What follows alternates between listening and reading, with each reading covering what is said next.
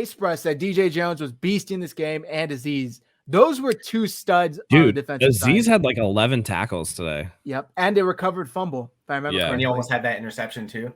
So close. If yeah, he could just get that was another one I only heard on the radio. Yeah. I keep saying this in the group chat, and it's like one of my only like draft hits.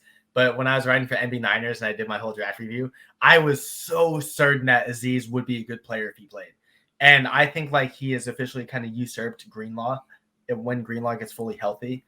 Maybe they're like a 1A and 1B. I'm not sure what you guys might think, but I think Azeez has shown me a lot more than what Greenlaw has shown throughout his time so far. I think Greenlaw.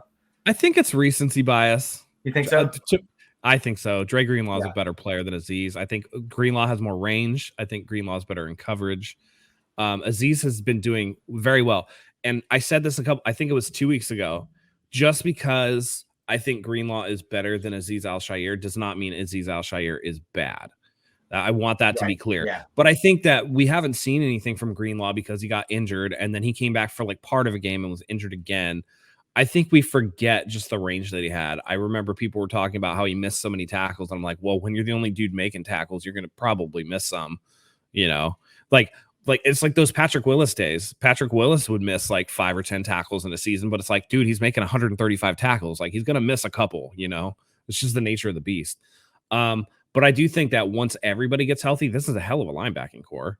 Azeez is holding it down. He played with garbage today. Like the other linebackers were straight. I don't even know half of who they were. Like they were like P squad guys and like guys that, I just came out of a Target and answered my phone. I guess I'm playing for the 49ers tomorrow. This is just how it goes, But he was great, man. He played a hell of a game.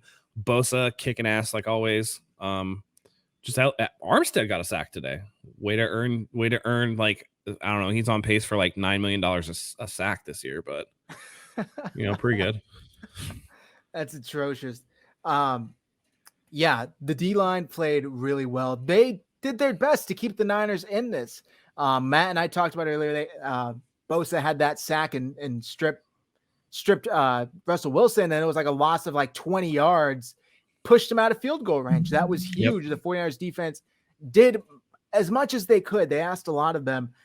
Perry, I was telling Matt to start the show, I didn't even realize the Niners went scoreless in the entire second half. 23 points in the first half. The second half, you cannot score. My question for you, though, Perry, back to Azeez, do you think he's kind of pricing himself out of a contract with the Niners? Do you think another team's going to offer him a lucrative deal and he's going to say, match this or I'm out? And the Niners are going to say, sorry, we got Debo, we got Nick. I don't know if we can. What do you think? Well, to the scoreless thing, Ali had said that in the chat. And when I saw that, I was like, oh, it's just Ali. And then when I looked at the score, I was like, oh, he was right. I was like, oh, he was actually right about something. But no, yeah. I mean, I think, this is another subjective thing, but linebackers are kind of the most debated defensive position in football because it can be pretty replaceable.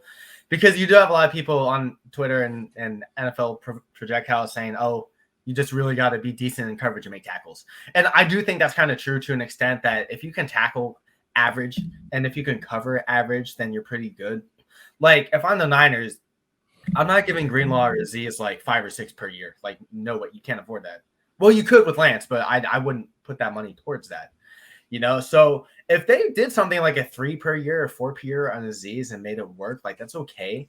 But I think that with the way the Niners have been able to draft linebackers to begin with, I mean, they've just nailed Warner, they nailed Greenlaw, they nailed their Azeez profile. Jonas Griffith would have been on the 53-man roster if they didn't trade him. And the Broncos were using him until Griffith got put on IR. And Griffith wasn't bad. So the Niners aren't afraid to, take a flyer on linebackers, and it seems like they have good luck. So if Azeez does price himself out, I wouldn't be surprised if he walks. Same with Greenlaw too. And I don't want to see anyone walk. But if the FO is confident in being able to draft a linebacker for his abilities, which they are capable of, and even Matt was talking earlier about putting Hufanga down in the box if he has to play weak side or strong side, which he actually did for a little bit. He did play down in the box a few times. If they could do that with their safeties or do that with like a 5th or 6th round linebacker, then those guys can walk. It's just about maintaining the key core guys. I think they're going to re-sign Azeez. I mean, you get rid of Jimmy Garoppolo, salary cap increases. Now you're going to be like $53 million underneath the cap. It's plenty of room for all those guys. even with a Debo contract incoming. I do have to push because I have to stand by what I said last week. So this is no slight against you, but Jonas Griffith finished the season with 1 tackle, so he wasn't that good. Sorry. Yeah, I'm very against these training camp heroes, dude. Like, I'm not about these training camp heroes. Azeez is kind of similar to Quan Alexander. Yep. Thumper. You don't miss as many tackles, though. I think Azeez is a lot better in coverage than Alexander was. Oh, Quan was terrible in coverage. Better tackler. And he does bring a lot of energy. I know he's maybe not a vocal leader, but I do see him constantly kind of getting guys hyped up on the defense. I think today he stepped up big, especially with Fred Warner out. Yeah. That's what the 49ers needed. And if he can continue to play this level. And I think that speaks to bringing him back, because I know that you can get decent linebacker play out of just about anybody. But when you have a dude in a tough situation that steps up and takes a role like that, that's a culture guy you want to keep on your team. Those are the type of guys you want to keep around, because you don't know if the next guy is going to have that, despite the talent, despite whatever. He showed a lot of fight today. He showed that he could step up in a tough spot. And to me, that earns you your money for sure.